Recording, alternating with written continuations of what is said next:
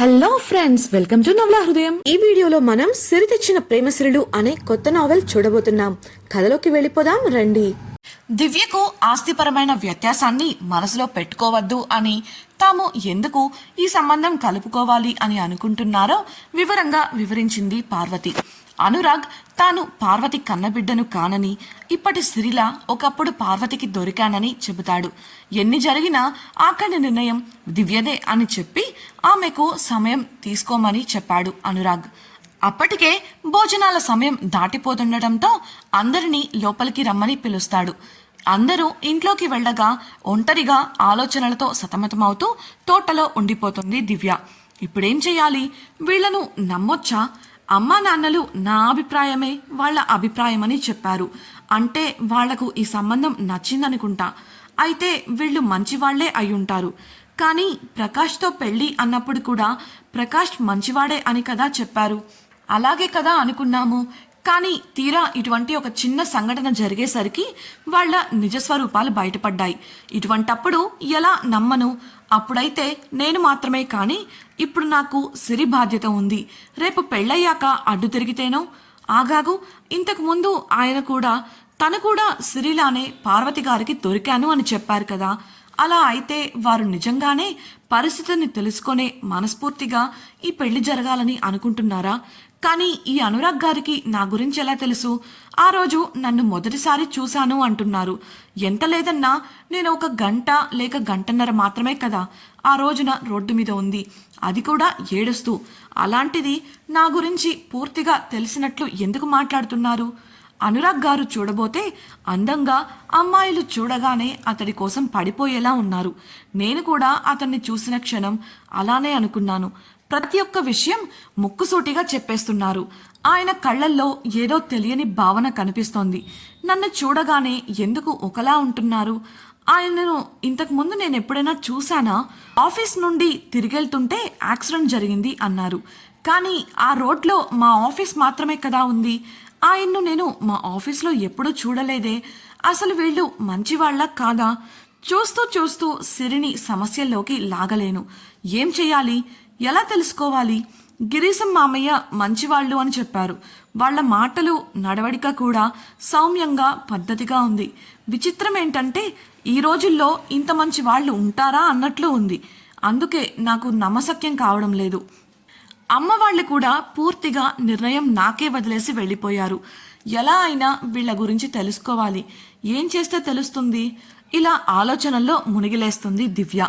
చూపరులకు ఆమె చాలా ఎక్కువగా ఆలోచిస్తున్నట్లు అనిపిస్తుంది. కానీ నిజానికి ఆమె ఒక పడుచు మనసుకు, తల్లి మనసుకు మధ్య నలిగిపోతూ ఉంది. పడుచుగా ఇటువంటి భర్త లభిస్తే బావుండు అని అనిపించినా ఒక తల్లిగా ఆ వ్యక్తి బిడ్డను మనస్ఫూర్తిగా స్వీకరిస్తాడా అని ఆలోచిస్తోంది. ఇలా వివిధ రకాల ఆలోచనలతో సతమతమవుతోంది. చివరికి అనురాగ్ గారు, పార్వతి గారు ప్రతిదీ వివరంగా చెప్తున్నారు కదా, వారినే అడిగేస్తే సరి. ఇది నా జీవితానికి సంబంధించిన విషయం కాబట్టి ఇందులో మొహమాట పడటానికి ఏమీ లేదు. ఇప్పుడు మొహమాటం చూపిస్తే తర్వాత జీవితాంతం ఇబ్బంది పడాలి.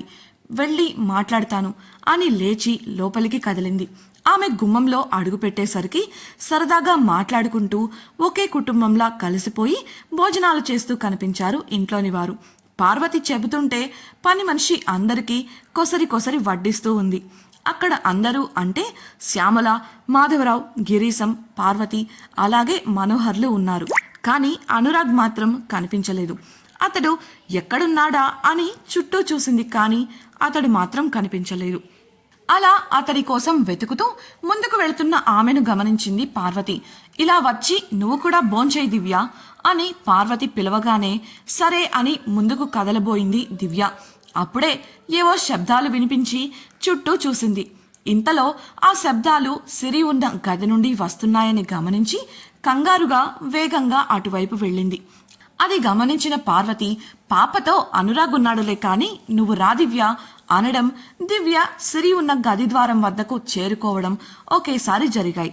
లోపలికి హడావిడిగా తొంగి చూసిన దివ్యకు తన కళ్లకు కనిపిస్తున్న దృశ్యం చూసి నోట మాట రాలేదు. ఇది కళ లేక నిజమా అన్నంత కన్ఫ్యూజన్ కలిగింది. కారణం అనురాగ్ మంచంపై పడుకొని సిరిని తన గుండెలపై బోర్లా పడుకోబెట్టుకున్నాడు. అతడు చిన్న చిన్న యాక్షన్స్ చేస్తుంటే సిరి గలగలా నవ్వుతూ కాళ్ళు చేతులు ఆడిస్తూ ఎంజాయ్ చేస్తోంది.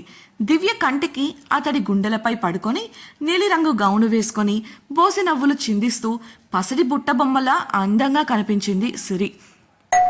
డియర్ ఫ్రెండ్స్, నాదొక చిన్న రిక్వెస్ట్. మీరు చేసే చిన్న లైక్ మరియు కమెంట్ నాకు కొండంత ప్రోత్సాహాన్ని ఇచ్చి మరిన్ని ఇంట్రెస్టింగ్ నావెల్స్ ని అందించేలా సపోర్ట్ ఇస్తుంది. అలాగే ఛానల్ సబ్స్క్రైబ్ చేయడం మరవకండి ప్లీజ్. దివ్య ఇలా చిన్నప్పుడు తన తండ్రి గుండెలపై పడుకొని ఆడుకునేది. ఆ తండ్రి కూతుళ్ల అనుబంధం అటువంటిది. ఇప్పుడు అనురాగ్ సిరిలను చూసిన దివ్యకు అదే గుర్తొచ్చింది. మనసులో ఇలాంటి తండ్రిని సిరి కోసం తీసుకువస్తే ఎంత బాగుంటుంది అని అనుకుంటూ అప్రయత్నంగా కంటి నుండి జారుతున్న కన్నీటిని తుడుస్తుండగా సిరికి కూడా అబ్బాయి బాగా నచ్చినట్లున్నాడు. దివ్య చూడు ఎంత చక్కగా కలిసిపోయిందో, పసి హృదయాలు మంచి చెడులను చాలా తొందరగా పట్టేస్తాయి అంటూ వచ్చింది శ్యామల. గబుక్కున కన్నీటిని తుడిచేసి తల్లి వంగ చూసి చిన్నగా నవ్వింది దివ్య. శ్యామల గదిలో అడుగు పెడుతూ పాపను నేను చూసుకుంటాను బాబు, మీరు వెళ్ళి భోంచేసిరండి అంటూ అనురాగ్ నుండి పాపను తీసుకుంది. అప్పుడే గుమ్మంలో తలదించుకొని నిలబడిన దివ్యను చూశాడు అనురాగ్. ఆమె మనసులో ఏం ఉందో తెలుసుకోవాలని ఆరాటంగా ఉంది, కానీ తొందరపడితే బాగోదని ఆగుతున్నాడు. ఖర్చు సాయంతో గది నుండి బయటకు నడిచాడు. దివ్య కూడా అతని వెనుక డైనింగ్ టేబుల్ వద్దకు నడవగా అందరూ ఆమె ఏమని నిర్ణయం తీసుకుందో తెలుసుకోవాలని ఆత్రంగా చూస్తూ నిలబడ్డారు. పని మనిషి ఇద్దరికి భోజనం వడ్డించగా తలలు వంచి తింటూ కూర్చున్నారు ఇద్దరు. తన మనసులో ఉన్న విషయాలను అతడిని అడగాలని అనుకుంటోంది దివ్య. చిన్నగా తల ఎత్తి చూసింది, కానీ బిడియం అడ్డు వచ్చింది. అప్పుడే ఎందుకో అనుమానం వచ్చి తల తిప్పగా అందరూ తననే చూస్తూ ఉండటం చూసి భయం వేసింది. గట్టిగా కళ్ళు మూసుకొని శ్వాస తీసుకోవడం మొదలుపెట్టింది. అది గమనించిన అనురాగ్, దివ్య నువ్వు బాగానే ఉన్నావా అని ప్రశ్నించాడు కంగారుగా. ఆమె కళ్ళు తెరిచి చిన్నగా తల ఊపి అక్కడ నిలబడి తమనే చూస్తున్న వారి వంక చూసింది.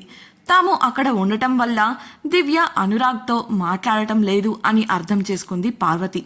అన్నయ్య మీరు ఇల్లు చుద్దురుగాని రండి, మంగ నువ్వు నాకు సాయం రా చెప్పి పని మనిషి మంగ సాయంతో వారందరినీ పిలుచుకొని వేరే గది వైపు వెళ్ళింది.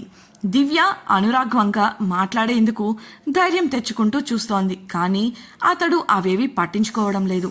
నిజానికి ఆమెను ఇబ్బంది పెట్టడం ఇష్టం లేక తన పాటికి తాను తింటూ ఉన్నాడు. తడబడుతున్న మనసుతో అతడితో మాట్లాడాలని నోరు తెరిచింది దివ్య. అనురాగ్ గారు అని పిలిచింది, కానీ గొంతులో నుండి స్వరం బయటకు రాలేదు. దాంతో మరోసారి పిలుద్దామని గొంతు సవరించుకుంటూ అతడి వంక చూడగా అతడు కూడా ఆమెను చూశాడు. ఆమె తనతో ఏదో చెప్పాలనుకుంటున్నట్లు గమనించి ఏమైనా చెప్పాలా అని అడిగాడు అనురాగ్. ఆమె కంగారుగా తలను అవును కాదు అన్నట్లు రకరకాలుగా ఊపింది. తన మనసులో ఉన్న ప్రశ్నలను అతడిని అడగాలని అనుకుంటుంది, కానీ ఎలా అడగాలో తెలియడం లేదు. ధైర్యం చాలడం లేదు. చివరికి ఒక్కసారిగా కళ్ళు తెరిచి అతని వంక సూటిగా చూస్తూ, మీరు నన్ను మోసం చేయట్లేదుగా అని అడిగింది. ఆ ప్రశ్నకు నోట్లో ముద్ద పెట్టుకున్న అనురాగ్కు పొలమారింది. అతడు తలపై కొట్టుకుంటుంటే దివ్య కంగారుగా గ్లాసులో నీళ్లు పోసి అతడికి అందించింది.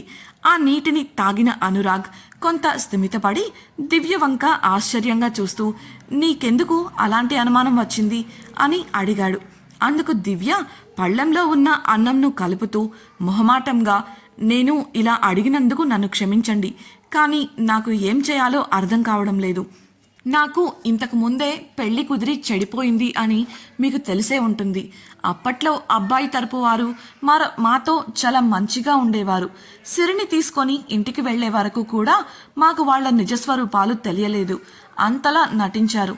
అందుకే నేను దేన్ని నమ్మలేని స్థితిలో ఉన్నాను.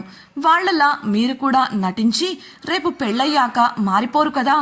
తెలిసి సిరిని, నా కుటుంబాన్ని సమస్యల్లో నిలబెట్టాలని నేను అనుకోవడం లేదు. మీకు ఒకవేళ అటువంటి ఆలోచన ఉంటే దయచేసి అన్నీ ఇక్కడితో ఆపేయండి అని చెప్పింది.